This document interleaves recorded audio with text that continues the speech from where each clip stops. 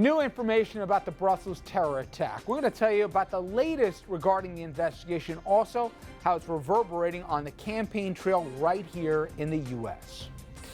And our legal panel will also weigh in on the legal ramifications of the attack, including calls by this guy, Ted Cruz, to put surveillance on Muslim neighborhoods. Then the Supreme Court showdown. Our attorneys will weigh in on the president's pick and the political firestorm. Good evening and welcome to RFL. I'm Richard French. A lot of intersections of politics and law tonight. As you know, the tragedy in Brussels still front and center. At least 30 people are dead, more than 200 injured. Brussels on the highest state of alert. But today we are learning it could have been even worse. Police are saying that a 36-pound bomb at the airport failed to detonate, a huge device, the biggest of all the devices believed involved in the attack, and it could have caused tremendous carnage. Cops have also identified two suspects who carried out suicide bombings, one at the airport, the other at the subway station. They are brothers who are Belgian, and they have criminal records, but so far police are saying they have no known links to terror networks. But as we say, it is still early. And another suspect on the run. Investigators are also looking into whether there is a link between Brussels and the Paris attack 4 months ago. And this guy is that likely link. He, the Paris suspect, as you know, caught Friday in Brussels, currently in detention. They say it's probably not a coincidence that he was there. Chances are he was supposed to be involved in the Brussels attack. So what happened there is resonating on the campaign trail back here. Yesterday, we played for you Donald Trump's reaction. He is again calling for torturing terror suspects and basically blasting the entire Muslim religion. Not to be outdone, though, Ted Cruz immediately issued this statement, quote, "We need to empower law enforcement to patrol and secure Muslim neighborhoods," it's talking about in the U.S., "before they become radicalized." Now, that didn't sit well with, among others, the NYPD Commissioner Bill Bratton, and this is what the commissioner had to say. I would remind the senator he lives in the United States of America. And the statements he made today is why he's not going to become president of this country, because we don't need a president that doesn't respect the values that form the foundation of this country. As the mayor mentioned, I have over 900 very dedicated officers in this department, many of whom do double duty. They serve as active duty members of the U.S. military in combat, something the senator has never seen. So before he starts denigrating any population group, take a close look at who he's denigrating. Now, those 900 officers talking about being of the Muslim faith. I want to bring in our legal panel. Let's welcome them now. Jim Kasuris. Jimmy's a criminal defense attorney in Manhattan, sitting on the board of directors of the New York City Criminal Bar Association, frequently lecturing at New York Law School and the Bar Association's Queens in New York City, as well as also lecturing abroad. Mayo Bartlett, an attorney at the law offices of Mayo Bartlett PLLC, and he's also former chief of the Bias Crimes Unit at the Westchester County DA's office. And Amy Dardashian, she's an attorney, legal analyst, and Emmy Award-winning journalist. You two can't say that. All right, let's get just basically to the constitutionality. We talked about Trump last night, but what Ted Cruz is saying in no uncertain terms is, listen, we saw what happened in Paris. We saw what happened in San Bernardino. We certainly remember 9/11, and now we see what happens in Brussels. The common element out of all these is they're Islamic fanatics. And you know what? Better safe than sorry. Let's assume certain populations in this country are more dangerous than others. Muslims have the commonality between all this as a thread. So let's go into their neighborhoods. Let's go into parts of Brooklyn. Let's go into parts of the Bronx and Queens. Let's go into Dearborn, Michigan. Let's go to their neighborhoods and patrol them and keep a special eye on them. Let's go to mosques more than church or synagogues or whatever and hear who's being radicalized. And you know what? Maybe we'll prevent an attack. Tell me what's wrong with that. Well, I mean, what's wrong with it, as Commissioner Bratton said, was painting with a nefarious brush an entire population. But let's be real here. You don't think we're doing that?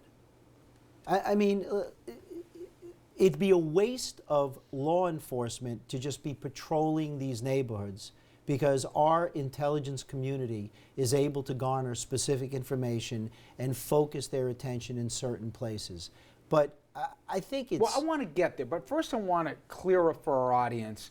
What does the Constitution say? It's equal protection. You cannot discriminate based on religion.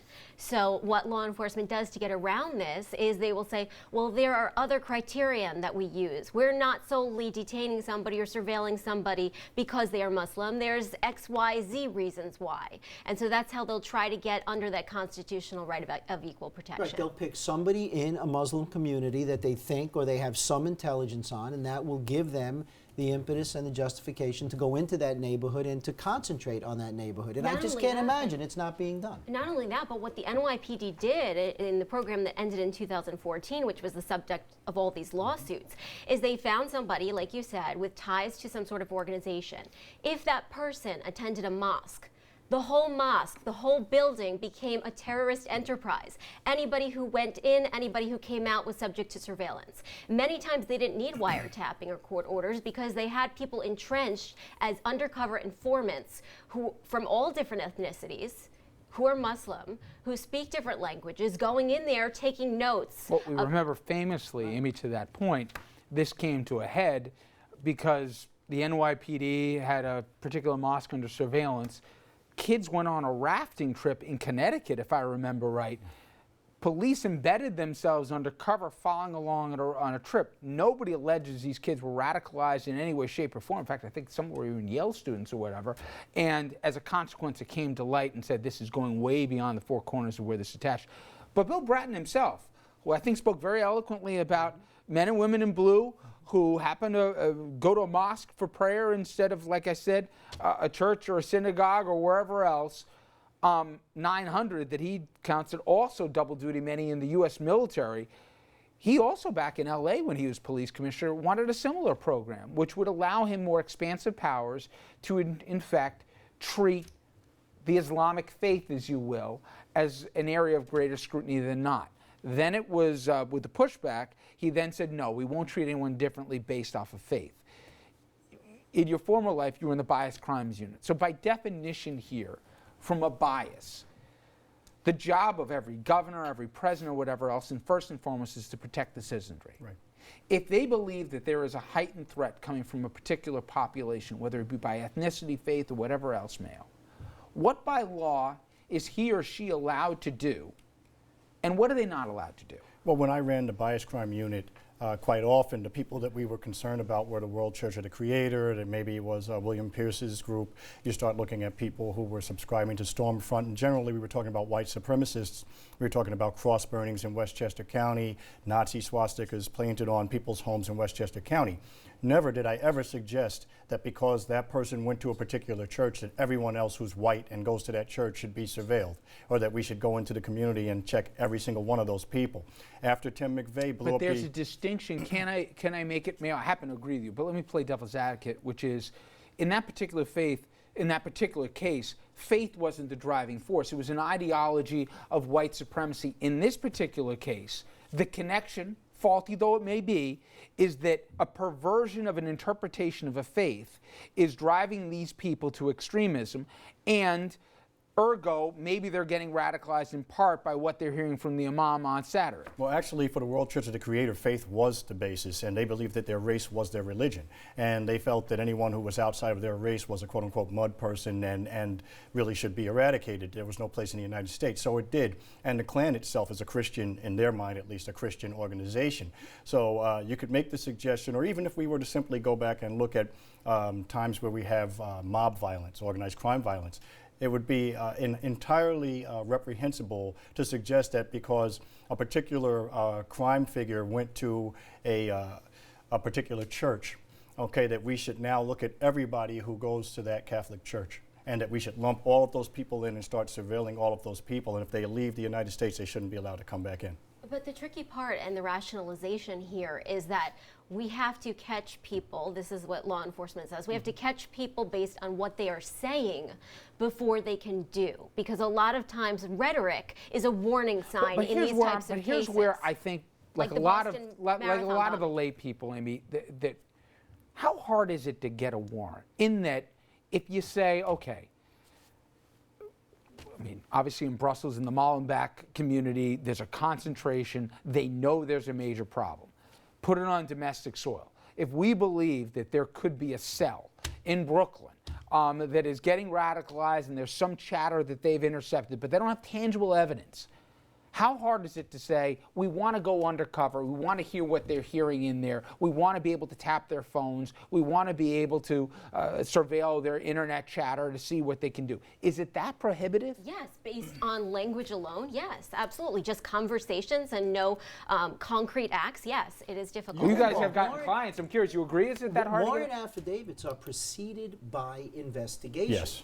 Warrant affidavits are based on surveillance, based on other evidence, Yep. based on confidential informants, this conglomeration of information that will therefore rise to the level of probable cause. What do you get? A search warrant to just go sit in a mosque and listen because you think that one person may be radicalized? All search warrant affidavits are preceded by legitimate investigation. We've had a lot of debates in this country post 9/11 about with the FISA courts and the rest. And we've had a lot of back and forth. Some say it's too prohibitive to get the sign off before we do whatever. Other people said, my God, all you got to do is ask. They turn nobody down. Warrants- So I'm more curious, how hard is it It's not really? very difficult to get a warrant. If you have probable cause and you have enough information to move forward against someone, you get that warrant. Quite often, judges don't But let me really get to ask the and point where scrutinize they say the NYPD comes and says to you, both of you guys were DAs, right, or in the DA office, Right. and they say, hey, wait a minute, hold on a second. We know Mount Vernon. There's a lot of chatter we're hearing in the street. We don't know who yet, Right. but we got to get to the bottom of it because we think there could be an impending attack here. How hard would it be for your office to get a judge to be able to say, we'll give you wiretaps, we'll let you have broader surveillance, including being able to intercept the chatter? I think if we have specific chatter and we have an idea of where it's coming from, I may not know your identity, but if I can bring it back to a particular number or a particular IP address, it's not going to be that difficult. Furthermore, judges routinely sign warrants without having any information about the confidential informant. You don't have the Darden hearing to determine whether that person's reliable till after the arrest quite The often. key here is it has to be linked to terrorism. They have lowered the standard to reasonable suspicion. Look at the NSA, how they Yep. were able to expand surveillance under the Patriot Act. So there are exceptions when it comes to terrorism. Rich, again, we're not talking about the NYPD. The federal government, our agencies, are listening and looking far more than anybody knows. Okay, in order to get a search warrant, you have to show that normal investigative techniques were tried and failed. Now, I agree with Mayo, it's easy to get a warrant, but on the other hand, it's very, very frustrating to have that warrant overturned by an appellate court and have the case go south. You have to investigate, you have to surveil, you have to try normal investigative techniques and then look at a judge and say, look, you got to give me an eavesdropping warrant. I got to listen to the calls. We've tried, we've done all of these things, we have probable cause, but unless you let us listen, Yep. we can't get Well, inside. our order to next get that topic's warrant, gonna be you gotta related to have that, but probable let me cause. I'm going to make a statement, and if you guys agree with me, say yes. If anybody doesn't, this is your chance. We do agree, even in the complicated 21st century digital age, with the broader sophistication, as much as we may not want to admit, of such a heinous enemy that ISIS is, that the idea that we will bar people from visiting our country based off of faith, and the idea that we will single out neighborhoods based off of faith and treat them differently just because they go to a different church than you, I, or whoever else, that's not what any of the founding fathers intended. And by the way, that's not why people came here to escape religious persecution. So hopefully, I know you guys do, but hopefully the rest of the voting public is with Commissioner Bratton, which is, don't listen to these people who pander in moments of fear and provide these easy escapes to take away the whole premise of what this very country was built on. I'm getting off my soapbox here, but We agree, but the thing that's scary is they get on that soapbox and they say those things and look at the support that they're getting. well, But you we can all argue hope that it even Happens about, throughout history. and you can argue Every that group. about people who are running for president right now, and they have That's a what far I'm talking wider about. audience. That's what we're talking about. That's what I'm talking about. All right. Speaking of various questions that come out of this, the Brussels attack is also raising issues about the fine line between privacy and security. We talked about this, but it makes the FBI's battle with Apple over the iPhone even more relevant today, arguably, than it was just yesterday.